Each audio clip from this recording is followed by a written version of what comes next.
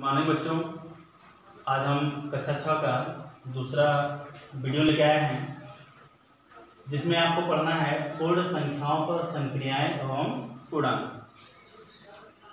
तो सबसे पहले आप यह जानिए कि मुख्य संक्रियाएं होती कितनी हैं। तो मुख्य संक्रियाएं 4 प्रकार की होती हैं, जिसमें आपका पहला होता है जोड़, दूसरा है घटाना, तीसरा है गुणा और चौथा है भाग। जिसमें पहले चैप्टर में आपको योग यानी योगफल पर आधारित संक्रियाओं के बारे में या इससे संबंधित आपको नियम के बारे में जानना है। जिसमें आपका पहला नियम है योग का संवर्ग नियम। संवर्ग नियम भी कह सकते हैं या तो संवर्ग प्रगुण भी कह सकते हैं। तो योग का संवर्ग प्रगुण क्या होता है, तो आइए इस बारे में हम जानते हैं। जैसे जब किसी भी पूर्ण संख्या में किसी हम दूसरी पूर्ण संख्या को जोड़ते हैं, इसका जो योगफल आपको प्राप्त होता है वह भी एक पूर्ण संख्या ही होती है। जैसे मान लीजिए पहली पूर्ण संख्या a ले लेते हैं और दूसरी पूर्ण संख्या b ले लेते हैं और दोनों का योगफल निकालते हैं। तो मान लीजिए इसका योगफल आपको c प्राप्त होता है। मान लीजिए इसका योगफल आपको c प्राप्त होता है, तो यह c भी एक पूर्ण संख्या ही होगी। तो इस प्रकार से योग का संवर्ग प्रगुण का मतलब क्या होता है कि जब दो पूर्ण संख्याओं का योग निकाला जाता है तो इनका योगफल भी एक पूर्ण संख्या ही होती है। अब इसका दूसरा नियम इसका होता है योग का क्रम विनिमेय प्रगुण। तो योग का क्रम विनिमेय प्रगुण क्या होता है, यानी कि इसके परिभाषा से आप समझ सकते हैं क्रम विनिमेय मतलब क्रम की अदला बदली करके, यानी जब दो पूर्ण संख्याओं को जोड़ने के लिए उनका क्रम बदल दिया जाए तो उनके योगफल पर उसका क्या प्रभाव पड़ता है।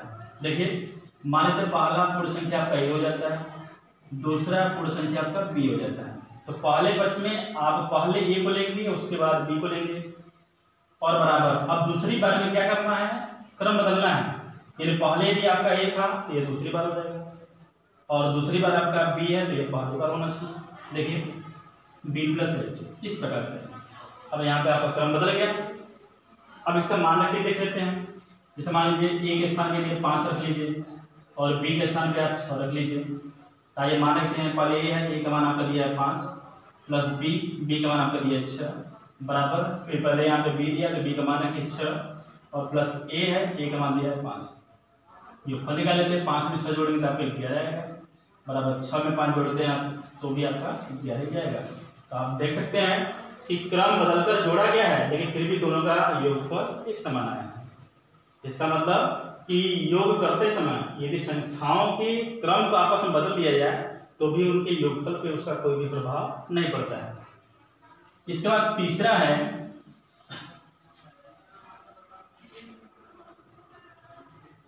योग का साहचर्य प्रगुण। अब इसमें क्या होता है कि जैसे कि इसके पहले वाले में संवर्ग प्रगुण और क्रम विनिमय प्रगुण में आपने 2 पूर्णांक लिया था, लेकिन इसमें साहचर्य प्रगुण में आपको 3 पूर्णांक लेना होगा और 3 पूर्णांक लेने के साथ साथ इसमें हम 2 समूहों में 2-2 पूर्णांकों को एक साथ लेकर जोड़ेंगे। जैसे मान लीजिए पहली पूर्ण संख्या आपका a हो जाता है, दूसरा b हो जाता है, तीसरा c हो जाता है। तो इनका समूह किस प्रकार से बनाना है, पहले पक्ष में आप किन्हीं भी 2 पूर्णांक को ले सकते हैं, चाहे a और b को एक साथ लीजिए, चाहे b और c को एक साथ लीजिए, चाहे a और c को एक साथ लीजिए। तो हम a और b को एक साथ लेते हैं इस प्रकार से योगफल के रूप में लिखकर। जैसे a और b को एक साथ लेना है तो दोनों को ब्रैकेट में कर दीजिए, फिर बाहर प्लस का चिन्ह लगा के c को बाहर कर दीजिए।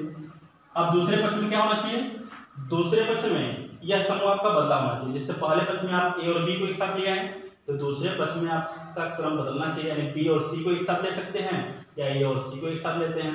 तो आइए हम करते क्या है, a को बाहर कर देते हैं और प्लस का चिन्ह लगाकर ब्रैकेट में b और प्लस c इन दोनों को आप एक साथ ले लेते हैं। तो ये आपका फार्मूला बन गया। आइए हम मानक के हल कर लेते हैं। मान लीजिए a का मान आपको 4 रखना है, b का मान आपको 5 रखना है और c का मान आपको 6 रखना है। तो आइए मान रख के हल कर लेते हैं। पहले आपका ब्रैकेट में a दिया है तो a का मान हो गया 4 प्लस b दिया है तो b का मान हो गया 5, ब्रैकेट क्लोज कर दीजिए।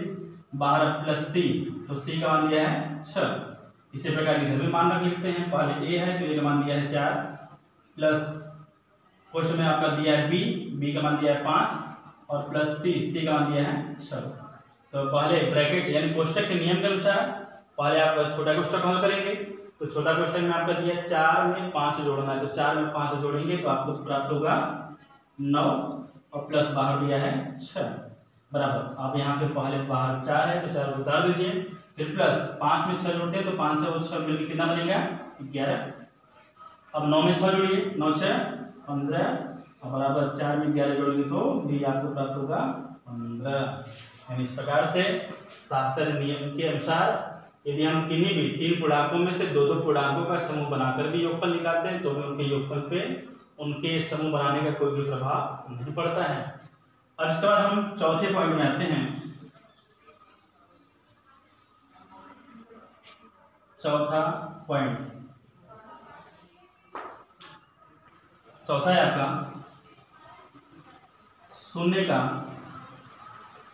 योग प्रगुण।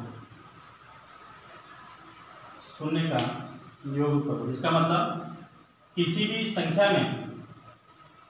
संख्या में शून्य जोड़ने पर संख्या अप्रभावित रहती है, मतलब संख्या नहीं बदलती। जैसे आप कोई भी संख्या ले लीजिए, मान लीजिए पूर्ण संख्या यदि आप ए ले लेते हैं, ए में आप शून्य को जोड़ देते हैं, क्योंकि शून्य का योग प्रगुण निकालना है आपको। नियम के अनुसार आप शून्य जोड़ेंगे तो आपको क्या प्राप्त होगा ए, यानी पहले भी आपका ए था बाद में भी आपका ए। इसका मतलब कि यह मान अपरिवर्तित है। अब इसके बाद हमें पढ़ना है संख्या रेखा। जैसा संख्या रेखा के बारे में आपको कल बताया गया था, अब संख्या रेखा पर आधारित कुछ प्रश्न आपको दिए जाएंगे। जैसे संख्या रेखा की सहायता से हमें 4 प्लस 5 का मान निकालना है। आप इसको कैसे हल करेंगे? तो इसके लिए सबसे पहले आपको संख्या रेखा बनाना पड़ेगा। संख्या रेखा बनाने के लिए सबसे पहले आपको एक सरल रेखा खींचनी होगी। तो सबसे पहले आप एक सरल रेखा खींच लीजिए। सरल रेखा खींचने के पश्चात जैसा कि आपको कल बताया गया था, इसमें बाएं तरफ एक निश्चित बिंदु मान लेते हैं जिसका मान आपका 0 हो जाता है, और इसके दोनों पक्षों यानी दाहिने तरफ भी और बाएं तरफ भी एक नियत दूरी पर स्थान मानते चले जाते हैं। जैसे पहला स्थान हुआ, दूसरा, तीसरा, चौथा, पांचवा, छठवां, सातवां, आठवां। यदि आपका कम होता है थोड़ा सा बढ़ा भी देते हैं, कोई दिक्कत नहीं है, 9वां और ये 10वां। फिर पीछे की तरफ भी पहला, दूसरा, तीसरा। तो इस प्रकार से हम निशान लगा लेते हैं और दो चिन्हों के बीच की दूरी प्रत्येक जगह समान होनी चाहिए, जैसा कि कल आपको बताया गया था। अब इस पे यह आपका दायां पक्ष है और इधर आपका बायां पक्ष है। आप दाहिने पक्ष में हमेशा धनात्मक संख्याओं लिखेंगे और बाएं पक्ष में हमेशा ऋणात्मक संख्याओं। तो दाहिने पक्ष में आप लिखेंगे पहले 1 2 3 4 5 6 7 8 9 और 10, और बाएं पक्ष में ऋणात्मक संख्याओं को, जैसे -1 -2 -3। अब इसके बाद आपको निकालना है योग 4 + 5 बराबर कितना होता है। तो ऐसे भी आप इसको हल कर सकते हैं, लेकिन आपको संख्या रेखा की सहायता से हल करना है। तो सबसे पहले आपका प्रारंभ कितने से होना चाहिए? 0 से, क्योंकि संख्या रेखा पे सबसे पहला दर्शाया जाने वाला जो अंक होता है आपका 0 ही होता है और 0 से ही प्रारंभ होता है। इसलिए पहला पॉइंट आपको 4 दिखाना है संख्या रेखा के अनुसार, यानी हल करते समय पहले आपको 4 दिखाना है। तो 4 आप प्रारंभ कहाँ से करेंगे? 0 से। 0 से आपका यहाँ तक 1 हुआ, फिर यहाँ से 2 हुआ, फिर यहाँ से 3 हुआ, फिर यहाँ से 4। इसलिए 0 से 4 पॉइंट तक दर्शाने के लिए आप इस प्रकार के चिन्ह का उपयोग करेंगे और इस प्रकार से आप एरो का चिन्ह लगाएंगे जो कि आगे बढ़ता हुआ क्रम दर्शाएगा। तो यह पहला पॉइंट आपका 4 था। तो इस प्रकार से आप 0 से 4 तक को प्रदर्शित कर दिए। अब इसके बाद इसमें 5 जोड़ना है। तो अब 4 पहुंचे, 4 से 5 पॉइंट और आगे चलते हैं। तो पहला, दूसरा, तीसरा, चौथा और 5वां, यानी आप 9 पे पहुंच गए। तो फिर यहाँ पे 4 से प्रारंभ करिए और कहाँ पे पहुंचना है आपको? 9 पे। ये आपका 9 हो गया। फिर ऐसे एरो का निशान लगा दीजिए, यानी आपका यह पहला 4 पॉइंट पे हुआ और दूसरा यह 5 पॉइंट पे। आप पहुंचे कितने पे, 9 पे। चूंकि योगफल दर्शाना है तो एक बार आप इसको सामूहिक रूप से दर्शा लीजिए ऐसे। ये आपका पहला 4 पॉइंट वाला होगा, फिर +5 बराबर योगफल आपका कितना होगा, 9 होगा। यहाँ से यहाँ तक आपका 4 वाला भाग दर्शाता है, फिर यहाँ से यहाँ तक 5 वाला भाग दर्शाता है, और दोनों मिला के आपका योगफल 9 दर्शाता है। ये अंक तो था आपका जब योगफल के रूप में आपको संख्या रेखा की सहायता से हल करना है तब। यदि यही कार्य यदि आपको प्लस यानी जोड़ के स्थान में यदि घटाना के लिए आ जाए तब कैसे करते हैं, तो ये घटाना के लिए भी देख लीजिए।